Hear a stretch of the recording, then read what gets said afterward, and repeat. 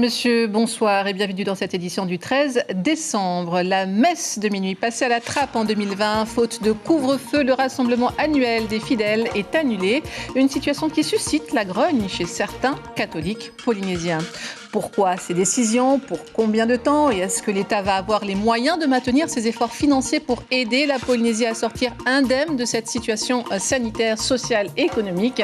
Élément de réponse par la voix de son représentant, le haut-commissaire Dominique Sorin.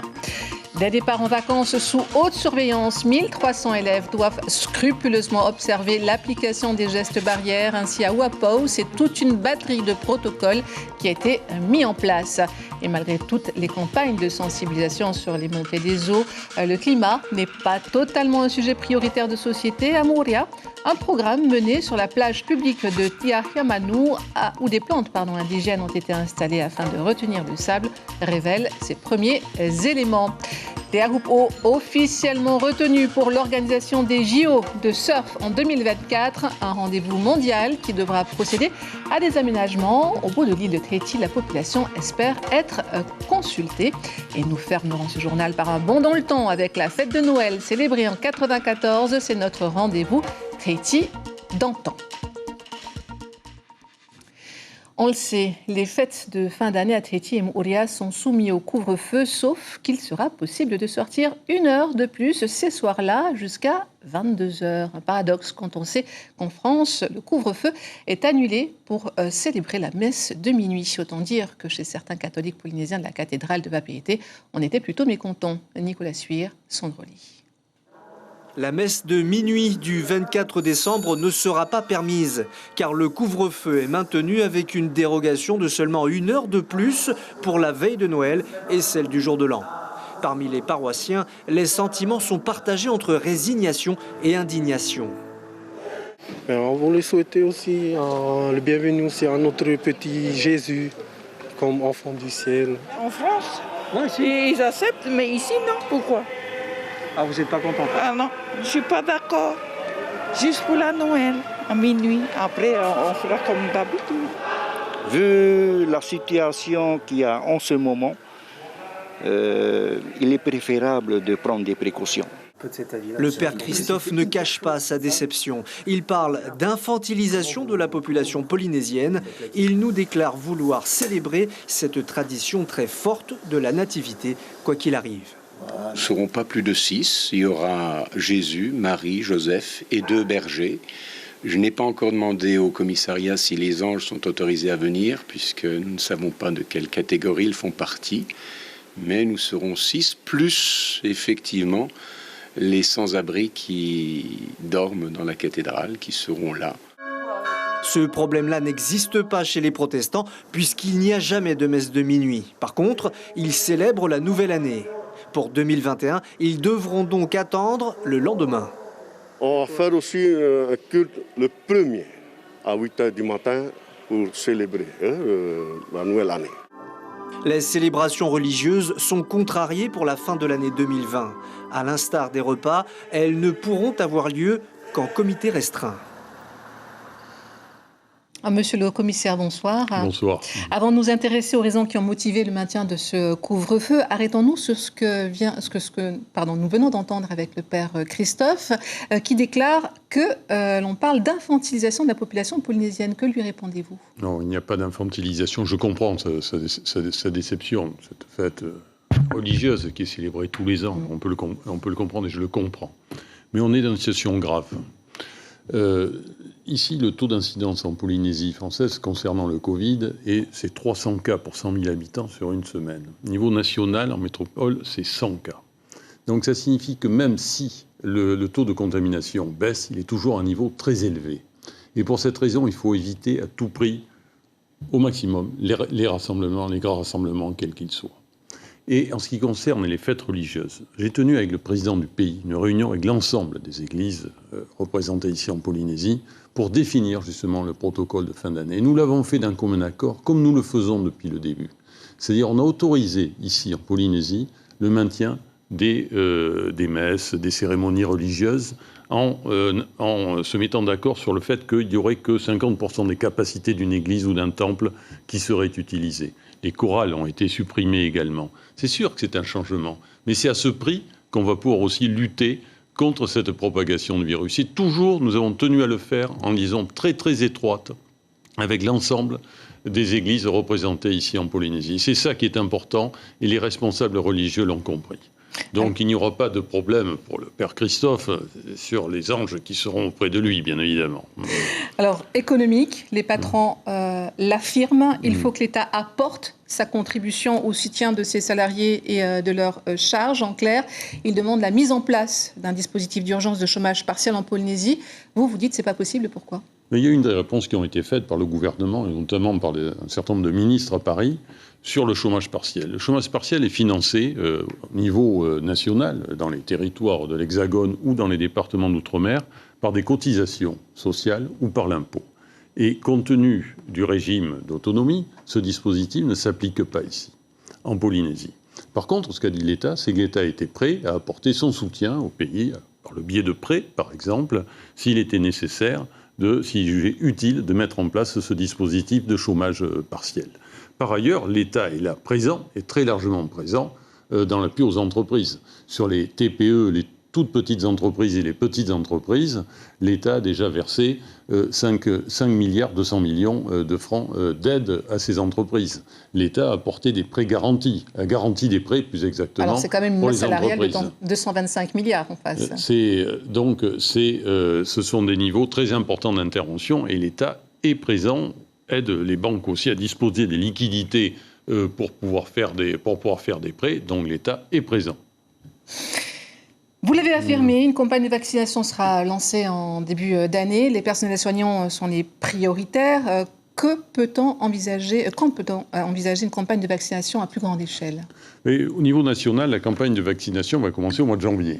Et la Polynésie fera partie de cette campagne de vaccination. Bien sûr, cela va se faire progressivement.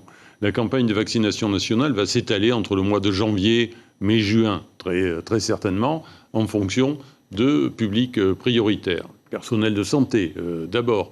Les personnes âgées souffrant de comorbidités, c'est-à-dire ayant des maladies qui pourraient être aggravées si elles étaient touchées par le virus. Donc la Polynésie va pleinement s'intégrer dans ce dispositif et nous recevrons des lots de vaccins qui seront utilisés en fonction du protocole, c'est-à-dire du dispositif de vaccination qui aura été défini par le ministère de la Santé ici en Polynésie. Merci d'avoir répondu à ces premières questions. On se retrouve dans une poignée de secondes avec les départs en vacances de plus de 1300 élèves dans le viseur des autorités sanitaires. À Ouapou, représentants et guides étaient présents à l'arrivée de certains d'entre eux. Ils les ont sensibilisés aux gestes barrières pour limiter la propagation de la Covid-19. Le point avec Pounoua Toti sur les images de Lionel Tehamwana et Hitimanakui. À Ouapou, les étudiants scolarisés à Tahiti reviennent peu à peu. Une soixantaine ont déjà été accueillis par les autorités de l'île depuis le 4 décembre. Les écoliers doivent respecter un protocole sanitaire strict, port du masque, distanciation sociale. Ils sont aussi isolés pendant 7 jours. Sur vous. Et surtout, vous n'hésitez pas si vous vous sentez pas bien, si vous vous sentez malade ou si vous vous sentez même inquiet, angoissé, vous appelez au centre de santé, nous on est là. Aujourd'hui, on est venu accueillir les premiers retours des élèves pour les encourager à appliquer les gestes barrières et à se confiner à l'arrivée pour éviter de disséminer l'épidémie sur l'île de Ouapou. Aux îles Soulevant aussi, des mesures strictes ont été mises en place. Les 2 guides sanitaires étaient présents sur les quais et aéroports de Raiatea pour sensibiliser les élèves aux mesures à respecter. On est venu sensibiliser les gens pour le Covid-19.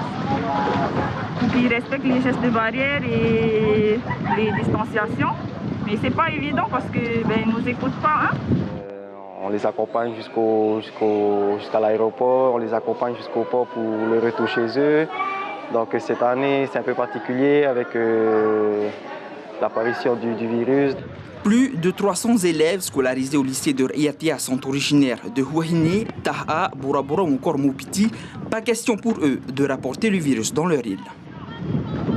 Il faut confiner les élèves pour ne pas contaminer notre population, vu qu'elle est très préservée. Depuis le début de cette pandémie, les élèves se sont habitués à ce rythme particulier dans leur établissement scolaire. Ils profitent de ces vacances scolaires pour se ressourcer dans leur famille. Alors, monsieur le haut-commissaire, très clairement, ne craignez-vous pas une hausse des chiffres de la Covid après ces fêtes ? Alors, toutes les mesures que nous avons prises, si avec le président du pays, nous avons décidé de prolonger ces mesures, parce que ça a été le 14 décembre, elles étaient applicables depuis la fin du mois d'octobre, de les prolonger jusqu'au 15 janvier, c'est justement pour éviter une reprise de l'épidémie.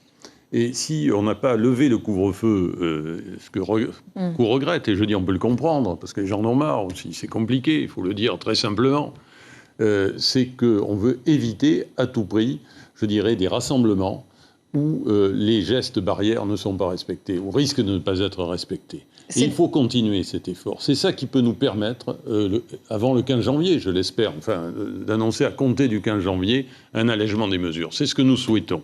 Mais pour ça, il faut continuer les efforts. Et ce n'est pas de l'infantilisation, comme on le disait tout à l'heure, parce que c'est trop important. La santé des personnes les plus fragiles, des personnes âgées, des personnes qui souffrent de maladies particulières, je le disais tout à l'heure, mais on doit les protéger. C'est ça le risque. L'hôpital, il y a encore 25 personnes qui sont en réanimation à l'hôpital. Il y a une 50aine de personnes qui sont hospitalisées au total. Ça a diminué, mais ça reste toujours important. Et ça, il faut tout faire pour éviter un redémarrage de l'épidémie après les fêtes de fin d'année. Et ça passe par les mesures que nous avons prises. Alors, mesures quand même impopulaires. Vous n'avez à aucun moment craint qu'il y ait une crise sociale après ces décisions ? Et la crise sociale également. La crise sociale, qu'est-ce qui se serait passé si nous avions décidé de confiner ou d'arrêter la vie économique et d'arrêter la vie sociale ? C'est justement ce qu'on n'a pas voulu faire. C'est pour cette raison que les magasins ont continué à fonctionner. C'est pour cette raison que les restaurants sont restés ouverts. C'est pour cette raison qu'on a continué à accueillir des touristes aussi, tout en cherchant à protéger au maximum, parce que c'est ça notre priorité, c'est de préserver la santé de la population. Et alors, c'est bien sûr, ces mesures sont difficiles, parce que ça change notre vie, ça change la vie de tout le monde. Mais si on ne prend pas des mesures fortes aussi pour stopper la propagation du virus, c'est là où on aura une crise durable. C'est là, si on ne réussit pas à alléger ces mesures en début d'année, si l'épidémie devait repartir, c'est là où nous aurions des problèmes. Et c'est pour cette raison qu'il faut accepter, bien sûr, j'espère que ce sera le seul Noël qu'on passera comme ça, que ce sera le seul 31 décembre, réveillon du 31 décembre qu'on passera de cette façon, mais il faut l'accepter. C'est ça, c'est un petit sacrifice, c'est un gros sacrifice même pour certains, mais c'est ça qui va nous permettre de mieux vivre après.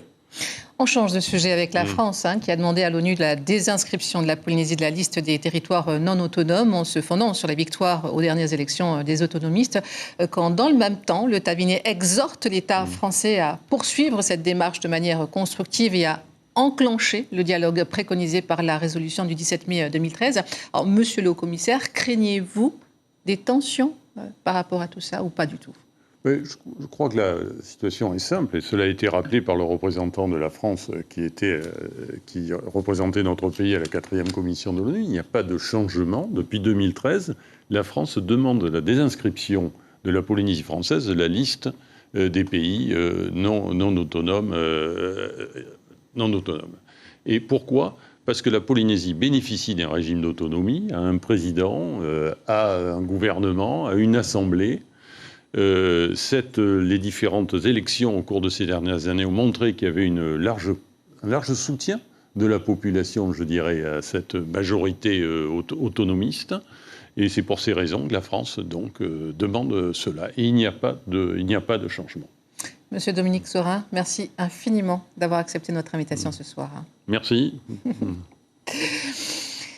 Environnement, avec cette action Longue Vie aux objets initiée par l'association Ti'ai Whenua et le collectif Nana Sac Plastique à l'occasion de la semaine européenne de réduction des déchets. Elle a donné lieu à des opérations comme Tatai, le rendez-vous des réparateurs du Whenua où chacun était invité à venir ou réparer ou redonner une seconde vie gratuitement à ses jouets.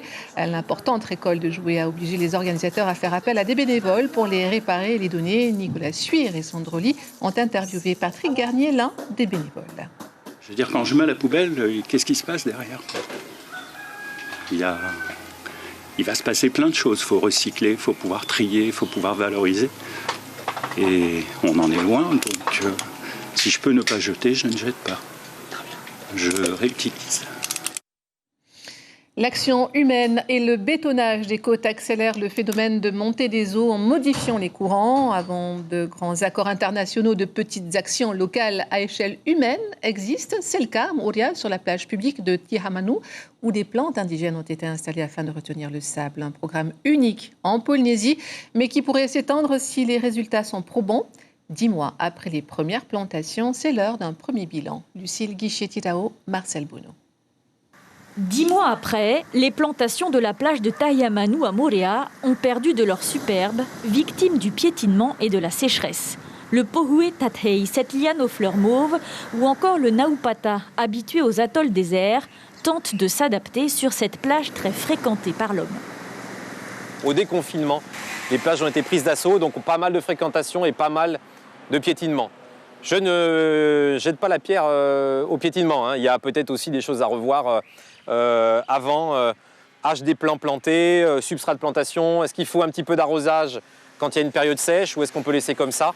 C'est un équilibre fragile et un combat sans fin contre l'océan, mais aussi contre l'action de l'homme. Face aux assauts des vagues, amplifiés par le bétonnage illégal de la côte, le service du tourisme a choisi la méthode douce. 400 plantes indigènes ont été réintroduites au début de l'année pour tenter de retenir le sable. Officiellement ayant cette vocation principale, c'est la première fois qu'on le fait ici. Sachant que ça s'est fait dans d'autres pays, à Fidji ou ailleurs. Donc là, on s'inspire un petit peu de leur technique ou de leur choix d'espèces pour faire aussi ça. Mais voilà, c'est une des premières expériences qu'on peut avoir. Donc c'est pour ça qu'il y a peut-être des choses à revoir, à compléter, à densifier, à remettre une clôture pour que les gens ne viennent pas trop piétiner les plants tant qu'ils sont à petit stade. Donc tout ça, on va le prendre en compte pour les prochaines fois. Les projections les plus pessimistes évoquent une élévation de 2 mètres du niveau de la mer d'ici 2100. Atténuer cette hausse est donc crucial pour la survie des îles à long terme. Sport avec le Comité international olympique qui a définitivement validé cette semaine la présence du surf dans les épreuves des Jeux olympiques de Paris en 2024. La vague de Teahupo'o sera donc bel et bien le site hôte officiel de la compétition. Un rendez-vous mondial qui devra procéder à des aménagements. Et au bout de l'île de Tahiti, la population espère être consultée et surtout ne pas être oubliée. Le reportage de Marouki Dury et Marcel Bono. C'est un lieu qui pourrait, dans un avenir proche, changer de visage. Le PK0, le bout de la route, le spot de Hawaii, cette place mythique du surf mondial accueillera en 2024 la compétition suprême. Les Jeux olympiques, scène par excellence de la performance sportive des athlètes de toutes nationalités. Mais ici, au-delà des paillettes dans leur vie, les habitants demandent de la concertation. Qu'on nous respecte, qu'on ne nous met pas les bâtons dans les roues, parce qu'on est des petits Tahitiens qui cherchent quand même, parce qu'avec le Covid, on a presque plus de travail. Et avec ce qu'on a, on essaie d'avoir un petit quelque chose. C'est vrai qu'on avait entendu qu'ils allaient faire un enrochement dans le bleu. Ça voulait dire que les enfants ne pouvaient plus s'entraîner là devant. C'est l'école de surf ici, devant, ils commencent là, ils finissent après à la vague, quoi. Alors, qu'ils fassent des aménagements, mais qu'ils soient respectueux de la nature. C'est tout ce qu'on leur demande. La protection de la nature, de l'authenticité et le dialogue avec les riverains, tels sont les fondamentaux réclamés par la population. L'équipe municipale en place se veut rassurante. Il ne faut pas s'attendre à des aménagements grandioses. Non, pas d'enrochement. Il y aurait un pont pour piétons et 2 roues, juste là. Et des travaux à faire sur la route de passage là, qui traverse la rivière. À quelques encablures du PK0, les habitants et notamment les pêcheurs locaux ont un avis tranché sur la question des JO. La vague de Teahupo'o est un spectacle éphémère, le surf est un sport et il ne faudrait pas que l'avidité du business vienne déséquilibrer l'environnement auquel ils tiennent. Nous, quand on veut, on reste un mot comme ça. Hein? La nature, comment on dit, on peut faire la nature. Hein? Les incertitudes restent nombreuses autour des aménagements des Jeux olympiques de 2024. Une chose est sûre, la population en parle de plus en plus et les concertations se font toujours attendre. Je ne sais pas trop où on est pour les discussions, quoi. Parce que j'entends dire d'autres, ça va être aménagé, enroché par-ci, par-là. Bon, je ne sais pas trop si c'est vraiment... ça va être fait, quoi. Il y a une petite tension, mais après, il faut en discuter. Il faut en discuter avec tout le monde. Voilà. Pas faire des gros aménagements n'importe comment. Moi, je pense pour les gros aménagements, je ne suis pas très pour les gros aménagements et plutôt favoriser les riverains. Les JO 2024, une aubaine économique pour Teahupo, mais une menace pour l'authenticité de ce bout de paradis que les locaux ont bien l'intention de surveiller de près. À Rurutu, le temple d'Avera fait peau neuve. Les façades du bâtiment religieux ont été entièrement refaites par les paroissiens. L'édifice s'est paré de nouvelles couleurs auxquelles s'ajouteront le carré de verdure qui ceinture le temple et dont l'aménagement est revenu aux femmes de l'île. Quel cadeau offrir pour quel budget? En 1994, la fête de la Nativité était chargée de symboles avant d'être une activité mercantile. C'est notre sujet d'archives du jour. Un théti d'antan sur le Noël d'avant, signé Laurence Kenavo et Patrick Tinsing.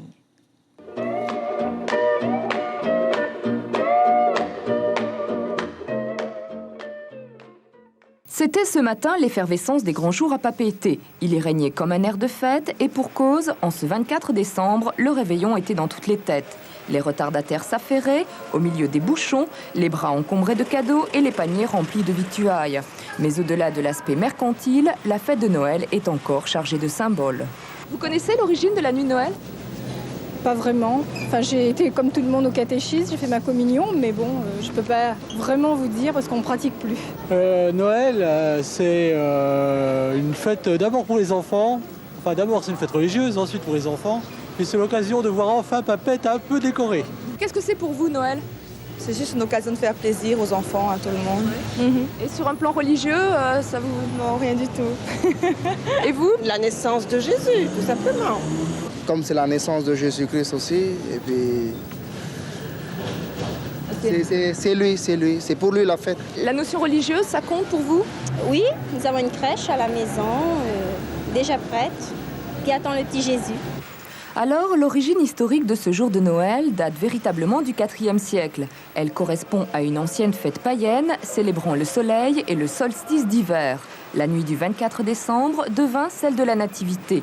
Jésus naquit dans une bergerie entre un âne et un bœuf à Bethléem. Aujourd'hui encore, les croyants célèbrent en ce jour la naissance du Christ. Pour les autres, c'est avant tout une fête familiale où l'enfant est roi. Pour tous, quoi qu'il en soit, c'est un moment de joie, alors joyeux Noël. Et l'on passe au temps fort de la semaine à venir avec mardi, le parrainage des majors de promotion 2020 à l'Université de la Polynésie française. Mercredi, inauguration de restaurants sur le front de mer de Papeete, place Jacques Chirac. Et enfin jeudi, les sans-abri fêteront Noël à Papeete. Ce dimanche, on retiendra que la messe de minuit passe à la trappe. La faute au couvre-feu, le rassemblement annuel des fidèles est annulé. Une situation qui suscite la grogne chez certains catholiques polynésiens.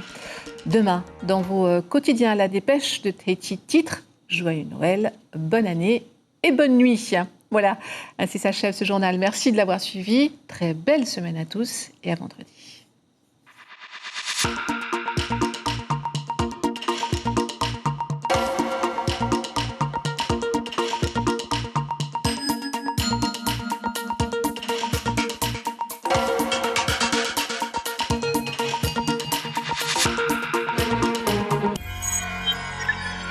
Retrouvez ce programme en replay sur notre site internet